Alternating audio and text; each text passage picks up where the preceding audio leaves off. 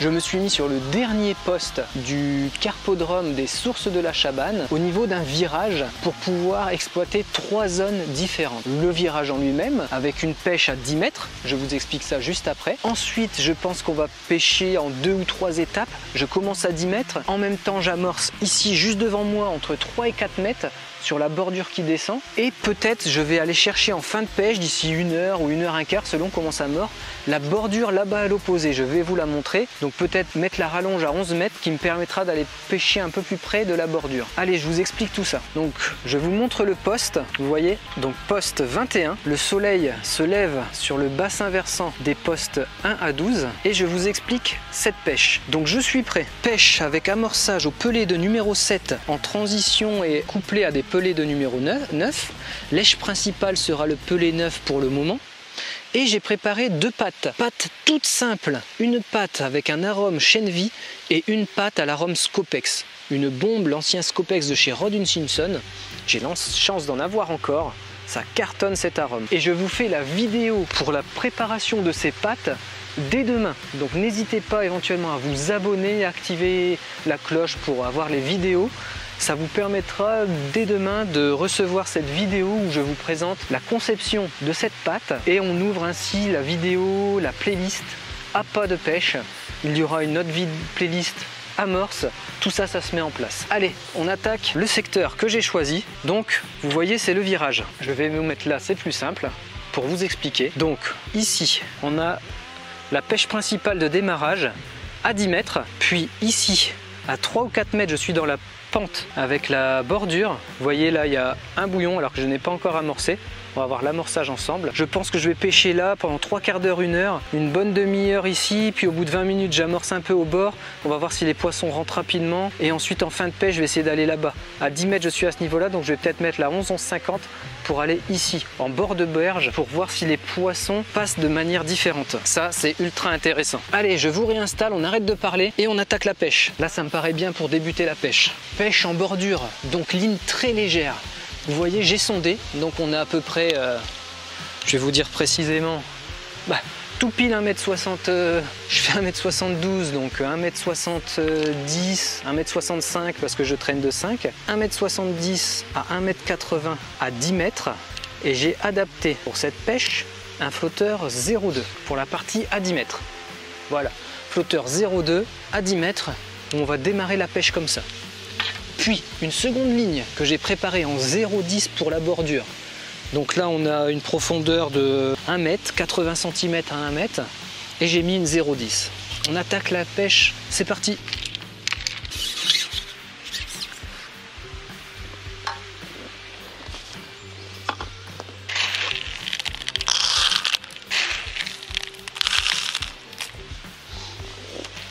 Alors pour débuter cette pêche, une grosse coupelle pleine, donc une coupelle en 240 mm, de pelé de diamètre 7, et je ne mets rien d'autre. J'attends la première touche. On est sur un carpodrome, donc forcément il y a une belle concentration de poissons.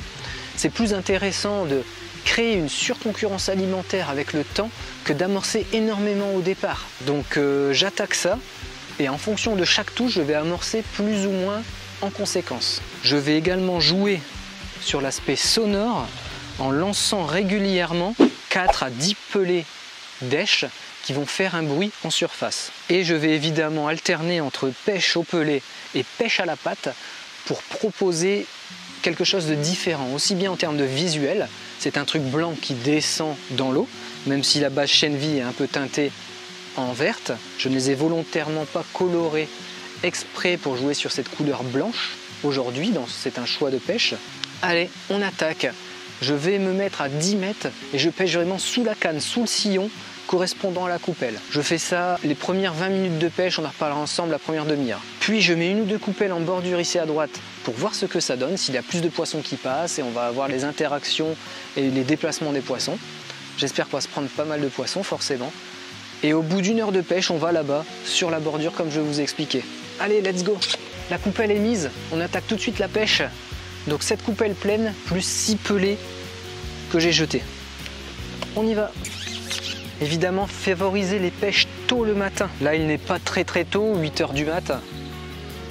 Mais Plus vous allez tôt, le lever du soleil entre 5 et 7, c'est vraiment des heures excellentes pour pêcher. Ça mord très très bien parce que les eaux sont très bien oxygénées durant la nuit, donc favorisez ces heures.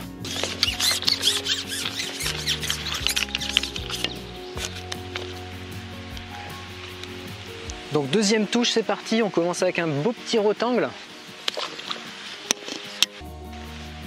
Allez, c'est parti, première carpe. Décroché.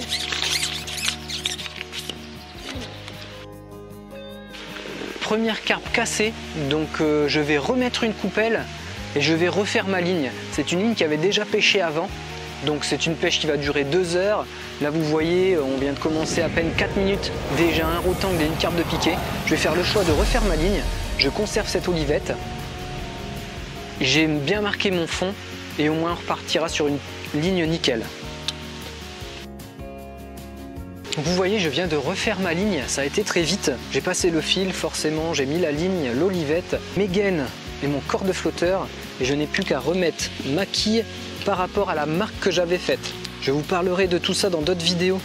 Comment prendre votre fond, marquer votre fond de manière efficace et rapide.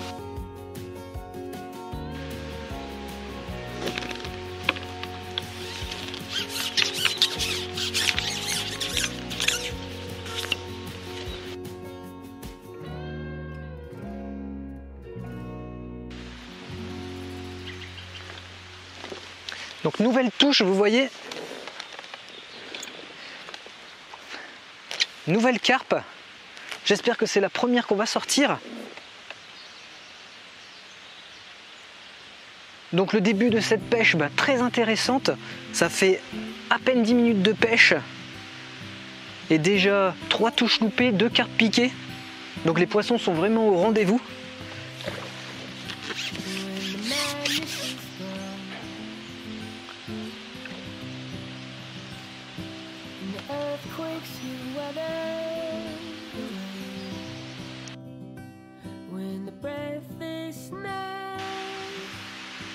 Donc c'est aussi l'avantage de pêcher avec des gros fils, on démêle très facilement.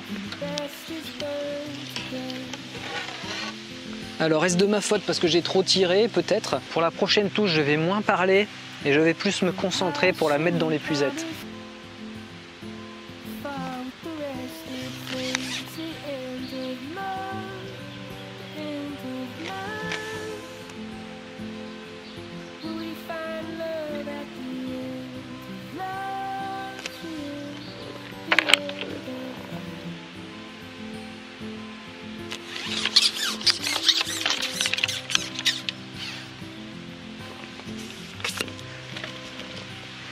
Bon, celle-ci avait l'air plutôt grosse et je me suis fait exploser.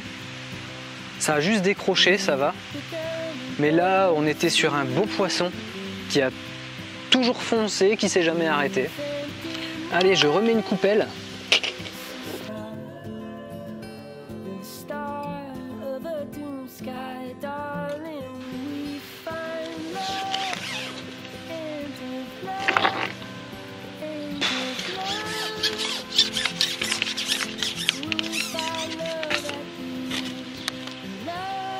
Bon vous voyez, c'est juste des bombes. Je regarde, ça fait combien de temps qu'on pêche? À peine 25 minutes de pêche et je n'arrête pas de me faire exploser. Je pique les poissons, ils partent tout de suite en surface et je décroche. Donc là, il y a tellement de touches que je ne vais pas forcément aller chercher le poste en bordure ou l'autre pour le moment. Je vais essayer d'améliorer sur ce poste là-bas à 10 mètres mon approche. Je vais commencer à pêcher à la patte avec la 0,10, voir si ça fait une petite différence. Mais en tout cas, là, je vous ferai le bilan en fin de vidéo de toutes ces touches ou ces décroches ou ces poissons sortis, j'espère, parce qu'il va me rester un peu plus d'1 heure et demie de pêche. Là, ça a juste été de la folie, j'ai déjà loupé au moins 5 ou 6 poissons, il me semble. Donc voilà, on va essayer d'améliorer tout ça.